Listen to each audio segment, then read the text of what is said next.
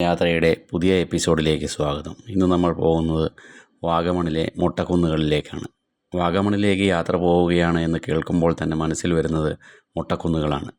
ചുരം കയറി ചെല്ലുമ്പോൾ കാണുന്ന ആദ്യ കാഴ്ചയും നിരനിരയായി കിടക്കുന്ന മലനിരകളാണ്.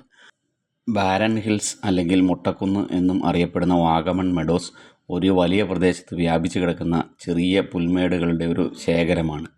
നിരവധി പുൽമേടുകളുടെ താഴ്വരയിൽ പരസ്പരം ബന്ധിപ്പിച്ച ചെറിയ കുളങ്ങളും ഇവിടെ കാണാം. വാഗമണിലെ പ്രധാന സിനിമാ ഷൂട്ടിംഗ് ലൊക്കേഷനുകളിൽ ഒന്നാണിത്. സന്ദർശിക്കാനുള്ള സമയം സൂര്യൻ അത്ര ശക്തമല്ലാത്ത വൈകുന്നേരങ്ങളിലോ പ്രഭാതങ്ങളിലോ ആണ്. കോട്ടയത്ത് നിന്നും 64 കിലോമീറ്റർ അകലെയായി സമുദ്രനിരപ്പിൽ നിന്നും 1100 മീറ്റർ ഉയരത്തിലാണ് വാഗമൺ മൊട്ടക്കുന്നുകൾ സ്ഥിതി ചെയ്യുന്നത്. പ്രകൃതി ഭംഗിയോടുകൂടിയ ഈ മലയോര വിനോദസഞ്ചാര കേന്ദ്രം ട്രക്കർമാരുടെ പറുദീസയാണ്.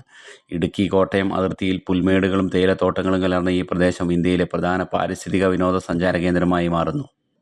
പൊതുവെ വളരെ തണുപ്പുള്ള കാലാവസ്ഥയാണ് വാഗമണിന്. 10 മുതൽ 23 ഡിഗ്രി സെൽഷ്യസ് വരെയാണ് താപനില.